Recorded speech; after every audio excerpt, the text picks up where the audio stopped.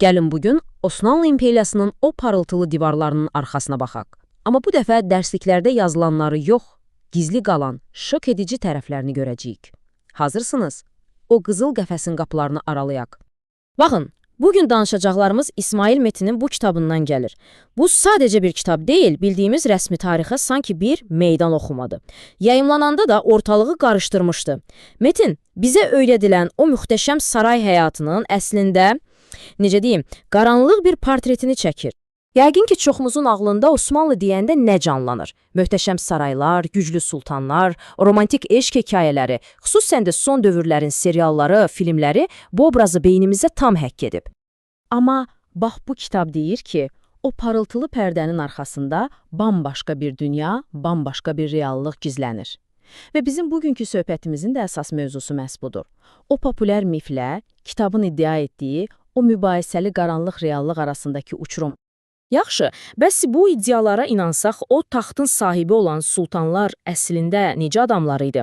Gəlin indi kitabda təsvir olunan o yumşaq desək, qeyri-adi portretlərə bir-bir baxaq.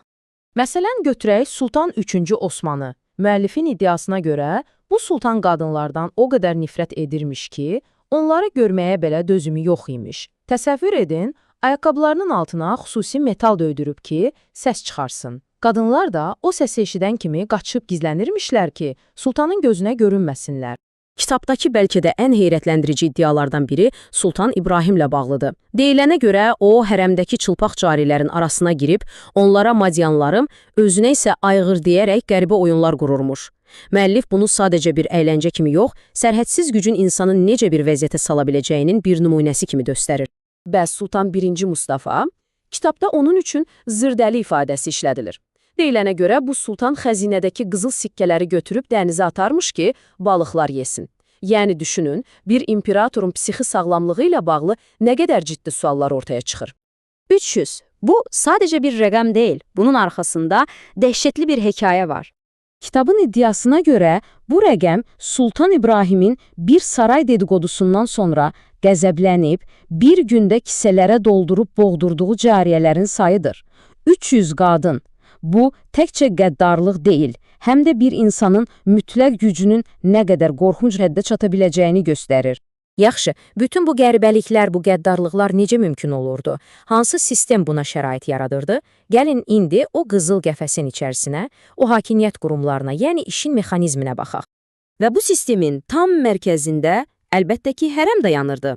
Sözün mənası qadağan olunmuş deməkdir və həqiqətən də elə bir yer idi. Xarici dünyaya tamamilə bağlı, öz qanunları olan bir dünya. Buradakı yüzlərlə cariyə, yəni qadın kölə, sultanın şəxsi əmlakı sayılırdı. Bütün həyatları, bütün varlıqları yalnız bir nəfərin, sultanın zövqünə xidmət etməkdir. Bəs bu qədər qadının olduğu yeri kim qoruyurdu? Hədim ağaları, yəni xədim edilmiş kişilər. Onlar axtalandıqları üçün sultanın hərəminə bir təhlükə olaraq görülmürdülər. Amma bu vəziyyət onlara inanılmaz bir güc verirdi. Xüsusilə də baş hədim ağa, yəni qızlar ağası, sultanın ən yaxın sirdaşı, ən etibar etdiyi adamlardan biri olurdu. Və bu yaxınlıq onlara bəzən imperiyanın ikinci adamı olan sədrəzəmdən belə daha çox real güc verirdi. Amma kitab təkcə hərəmdən danışmır. Müəllifin bəlkə də ən çox səsküyə səbəb olan iddiası başqadır. Deyir ki, hakimiyyətə gedən başqa bir yol da var idi. Sarayda qurumsallaşmış bir oğlanbazlıq sistemi. Və bu, müəllifə görə təkcə cinsi bir məsələ deyil, həm də ciddi bir siyasi alət idi. Baxın, bu sitat birbaşa kitabdan gəlir və iddianın ciddiliyini göstərir. Müəllif deyir ki, hər Osmanlı padşahının oğlanları var idi. Və daha da irəli gedərək əlavə edir ki, sədrəzəmlərdən 60-ı əvvəllər zülüflü oğlanlar idi. Yəni təsəvvür edirsiniz, imperiyanın ən yüksək məmurlarından 60 nəfərinin bu yolla o mövqeyə gəldiyi iddia olunur, bu artıq təsadüf deyil, bir sistemdən xəbər verir. Hətta kitaba görə bu sistemin özünə məxsus bir karyera pilləsi olub.